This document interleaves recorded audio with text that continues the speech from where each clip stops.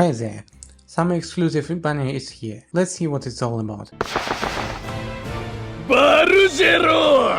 Bargello is a dancer.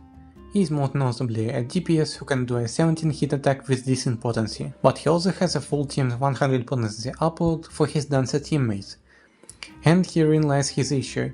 He is as strong as many dancers there are in the team, so an 8 dancer team is where he feels the best.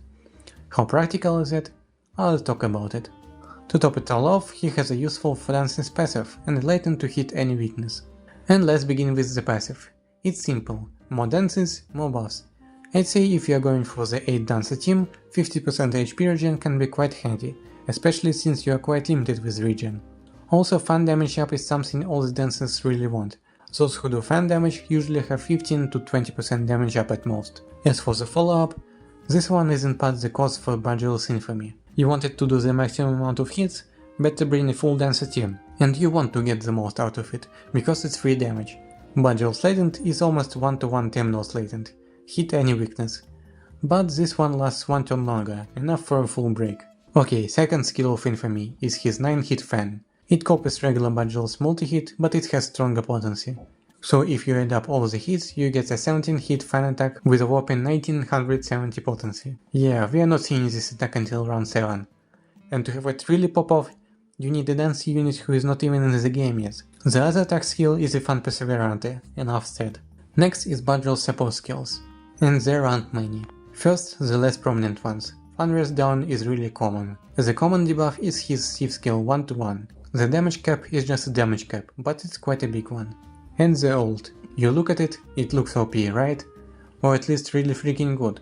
We've had full team 50% potency up at most before. Well, only the dancers get the potency up, and Bargello can benefit from the ult himself, and that's a huge issue. That just makes the target all dancers but nearly useless. Let's try to build an 8 dancer team. Bargello is the cost of all this and the main DPS. He also uses his ult. Tatloch has a 30% fan damage up, we need that. She can also do good damage.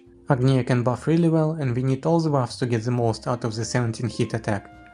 She can also attack with wind, and even though we don't buff the wind damage, with the potency buff it should do well too. Primrose is a breaker. She got a neat on break passive reducing fan res. Then there is Signa, who not only debuffs but can also provide from true regen.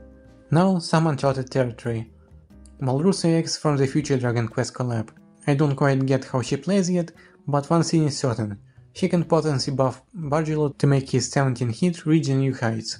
Then some variation is available, depending on the battle. How does it look to you? Man, this looks fun as hell, but I doubt it would be very practical. And returning back to his ult issue, only Tatloch will get the most benefit from it. So it may as well be a single target potency ult. And these are the most irreplaceable units in my opinion, if you want everything to synergize well around fan damage. Primrose is in the maybe, if you can compensate for the on-break debuffs. Okay, but who benefits from the ult the most of all dances? About Tatloch, I need to say, she needs an ailment for her 8 hit to activate, and this can be a problem. Agnia has a 7 hit wind. I guess you can bring her in any team, but with magic dances she do the most damage. Cassie X is a nice dancer with multi hits too, but I'm not sure if she needs any potency buffs at all. Have you seen the latest JP Ice team wits? They don't even need to break shields anymore. Blossom 8 hit fan. Yeah, I know in niche situations champions can find an angle and pop off like Uni. But come on, who are you going to even replace with him? Agnia? She brings too many useful buffs, maybe only Primrose. Everyone else either doesn't need a potency ult or too outdated to even talk about. As a result, we got a handful of units who we'd want to put in one team, but they barely synergize. We either go a physical route and get slightly more value from Bargello's ult than a regular single target ult, or we just use him as a shield breaker plus ult bot in a magical team. As a result, I just think it's not worth it. You need very specific units for this to work, and even then, there is the Tatloch ailment problem, there is no ultimate that gives fan damage or fan resist down, and there is no Shiner level utility. You'll eventually just bench Bargello once his magic 17 hit trick stops being fun. Up next, Tatloch EX. Do you have dark DPS characters on standby waiting for a chance to shine? Tatloch EX makes them shine alright. She does almost everything you need for a dark team to be competitive, and even more. For example, she doubles shield shaving for dark attacks. If there is one problem with her, the best units she supports are from collabs, or Sacred Blaze banner.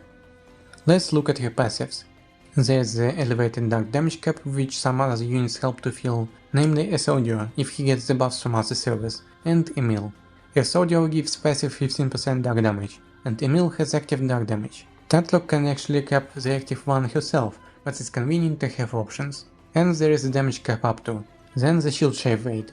Once Tatloch goes to the back row, the front gets a buff to shave 1 additional shield with dark attacks. They can pierce whatever weakness, but they need to be dark based, so audio sword hitting dark won't work.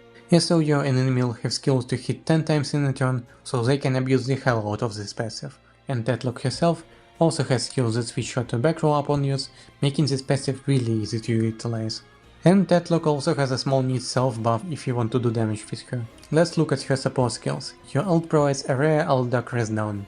Only 3 and 4 stars have a tasting, though in the future Seraphine will have one as well.